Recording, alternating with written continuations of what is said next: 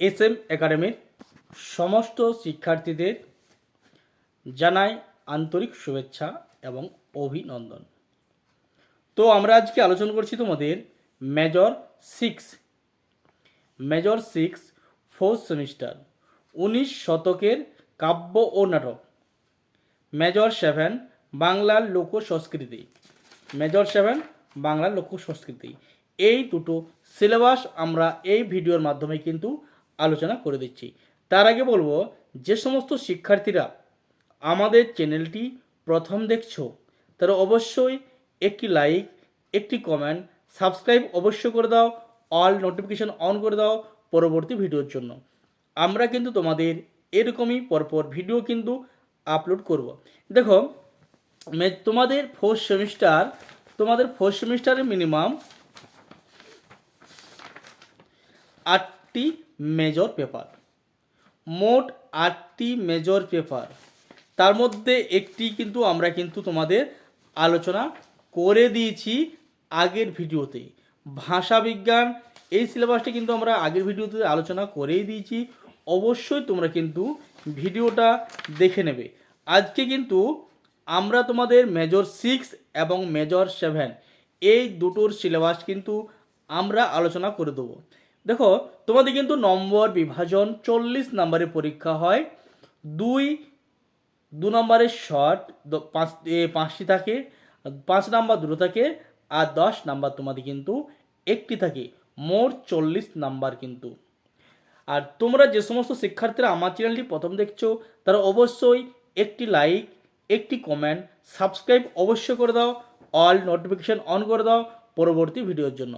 পরপর আমরা কিন্তু তোমাদের এই রকমই দুর্দান্ত থেকে দুর্দান্ত ইম্পর্ট্যান্ট সাজেশন এবং উত্তর এবং তোমাদের সিলেবাস সমস্ত কিছুই কিন্তু আমরা আলোচনা করে দেবো।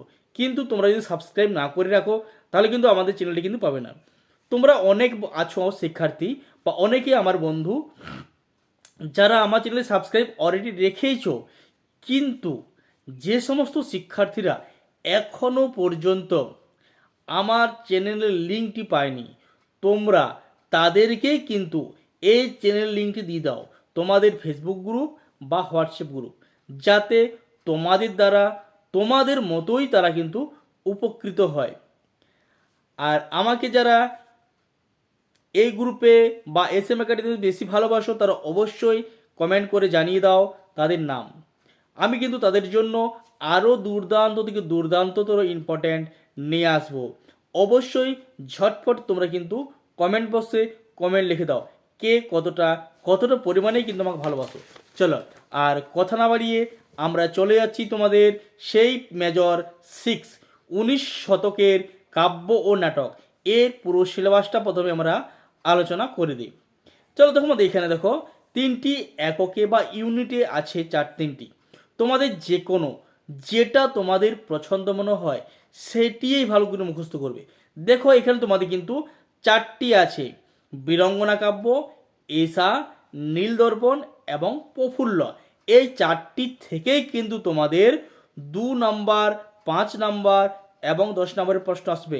তবে তোমরা তোমাদের মতো দুটোকে কিন্তু ভালো করে পড়ে নাও। দেখো, এখানে বীরঙ্গনা কাব্যের মূল সৌন্দর্যের কী কী আছে আমরা দেখে নিই একবার। কাব্যতে কয়টি পত্র আছে দেখিনি? দুষ্মন্তের প্রতি শকুন্তলা,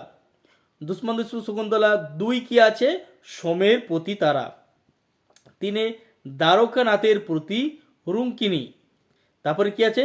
দশরথের প্রতি কেকই, তারপরে কি আছে? লক্ষণের প্রতি শূর্পণখা, তারপরে কি আছে? নীলধ্বজের প্রতি জনা।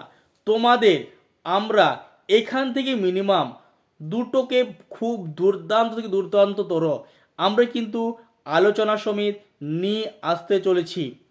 চলো এরপর চলে যাচ্ছি এষা কার লেখা দেখে দিচ্ছি। এষা হচ্ছে অক্ষয় কুমার বড়াল। 3 কি আছে আমাদের? নীল দর্পণ, দীনবন্ধু মিত্র। 4 কি আছে? প্রফুল্ল গিরিশ চন্দ্র ঘোষ। এখান থেকে ধরো আমরা তোমাদের জন্য উত্তর সমেত নিয়ে আসবো বীরঙ্গনা কাব্য আর নীল দর্পণ 2, 5 এবং 10 নম্বর তোমাদের কিন্তু আমরা এই SM একাডেমিতে আলোচনা করবো। তোমরা যদি 2-5 দেখো, প্রত্যেকটা থেকেই কিন্তু তোমাদের 2 নম্বর এবং 10 নম্বরের প্রশ্ন আসবেই। তাই তোমরা 4টা থেকে যে কোনো দুটোকে বেছে নাও, সবগুলো পড়লে তোমাদের কাভারেজ করা সম্ভব নয়।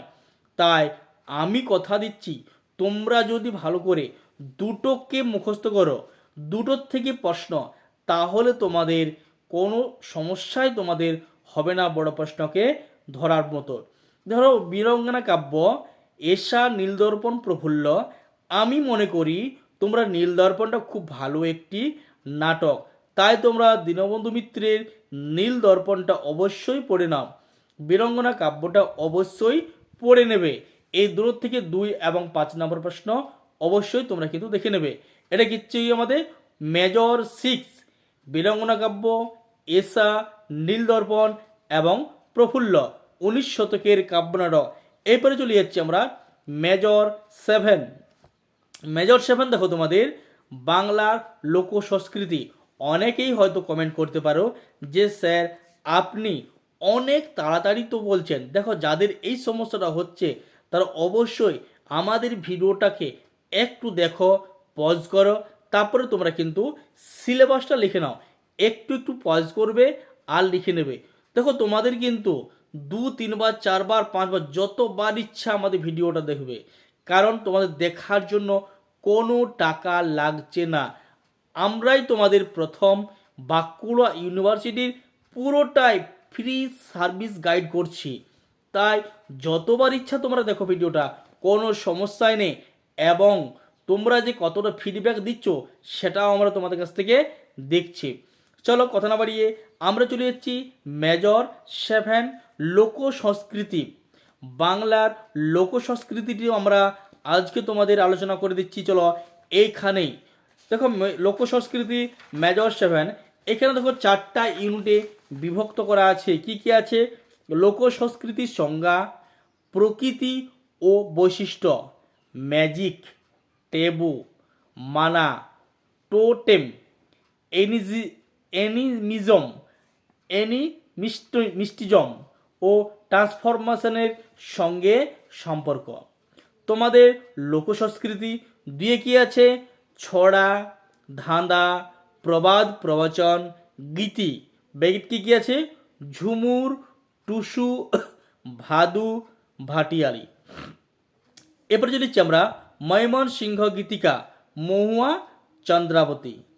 এরপরে যদি লোককথা, ঠাকুমার ঝুলি, দক্ষিণারঞ্জন মিত্র মজুমদার, কলাবতী, রাজকন্যা, সাত ভাই চম্পা, নীলকমল আর লালকমল ও ডালিম কুমার।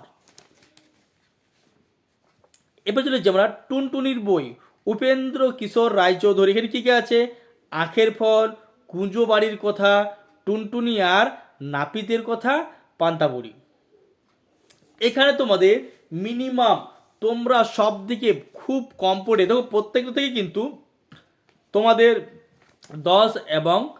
10 নাম্বার এবং 5 নাম্বার প্রশ্ন কিন্তু তোমরা কিন্তু পাবে। তাই আমি মনে করছি তোমরা কিন্তু অবশ্যই প্রত্যেকটি থেকে 10 নাম্বার বা 5 নাম্বার পড়ার কোনো দরকার নেই। আমার কথা যদি বিশ্বাস করো বা আমাকে যদি একটু তোমরা বেশি থাকো, অবশ্যই তোমরা কিন্তু যে কোনো দুটোকে তোমরা বেছে নাও। কি কি বেছে নেবে? আমার দিক থেকে যদি তোমরা গাইড নিতে চাও, আমি বলবো তোমাদেরকে ছড়া, ধাঁধা, প্রবাদ, প্রবচন, গীতি, ঝুমুর, টুসু, ভাদু, ভাটিয়ারি, মানে ইউনিট 2তে কী কী আছে? ছড়া, ধাঁধা, প্রবাদ, প্রবচন, গীতি। বেকের মধ্যে কী আছে? ঝুমুর, টুসু, ভাদু, ভাটিয়ারি। দেখো এবারে দেখো তোমাদের কী আছে? একক 4 মধ্যে কিন্তু খুব সুন্দর আছে ঠাকুমার ঝুলি, দক্ষিণারঞ্জন মিত্র মজুমদারে কী কী আছে? কলাবতী, রাজকন্যা, সাত ভাই চম্পা, নীলকমল আর লালকমল, ডালিম কুমার। মাত্র কয়েকটি গল্প। তো টুনটুনির বই কার আছে? উপেন্দ্র কিশোর রায়চৌধুরী। এখানে দুটো ভাগে ভাগ করা হয়েছে, আখের ফল, কুঁজো বুড়ির কথা, টুনটুনি আর নাপিতের কথা, পান্তাবুড়ি। এই তো মাত্র কয়েকটা। তোমরা যদি ইচ্ছা করো অবশ্যই তোমরা কিন্তু দুটোকে পড়ে নিতে পারবে। যদি মনে হয় জটিল এটা পড়বো না আমরা, অবশ্যই ময়মনসিংহ গীতিকা, মহুয়া, চন্দ্রাবতী, তো তোমাদের যেটা মনে হয় যে খুব সুন্দর পড়ে তোমরা কিন্তু সফলতা অর্জন করবে সেটাই তোমরা কিন্তু বেছে নাও। আমার মনে হয়েছে আমি তাই তোমাদেরকে গাইড করলাম। যদি তোমাদের না মনে হয় অবশ্যই তোমাদের মনের মতন পেপারটি পড়ে নাও। আমরা কিন্তু আজকে তোমাদের দুটো মেজর সম্পর্কে সিলেবাস দিয়ে দিলাম। এরপরে আমরা তোমাদের কিন্তু উত্তর নিয়ে বারবার আলোচনা করব। মেজর 6 এবং মেজর 7 এই দুটোকে নিয়ে আলোচনা করলাম। তোমরা কিন্তু একটু ভেবেছো যে তোমাদের কিন্তু এখন পরীক্ষা অনেকটা দেরি, কিন্তু তোমাদের পরীক্ষা আর দেরি নেই বললেই চলে। তোমার কিন্তু 2 মাস থেকে 3 মাস কিন্তু অলরেডি কিন্তু পরীক্ষার দিকে পা এগিয়ে দিয়েছো। আর কয়েকটা দিন তারপরে তোমাদের কিন্তু ইন্টারনাল পরীক্ষা। তাই তোমরা এখন থেকে নিজেরা প্রস্তুতি নাও পরীক্ষার জন্য। আমরা তোমাদের আজকে দুটো জিনিস নিয়ে সিলেবাস তোমাদের আলোচনা করে দিলাম। 19 শতকের কাব্য নাটক আর বাংলার লোক সংস্কৃতি, এই দুটো নিয়ে সিলেবাস কিন্তু আমরা আলোচনা করেই দিলাম। চলো কথা না বাড়িয়ে ভিডিওটা বন্ধ করছি। যদি আমাদের ভিডিও থেকে একটু হলেও উপকৃত হও অবশ্যই লাইক, কমেন্ট এবং তোমার পরিচিত বন্ধুবান্ধব যারা এখনও পড়াশোনার সাথে যুক্ত আছে তাদেরকে আমাদের লিঙ্কটি পাঠিয়ে দাও, যাতে তোমাদের দ্বারা তারাও কিন্তু উপকৃত হয়ে যায়।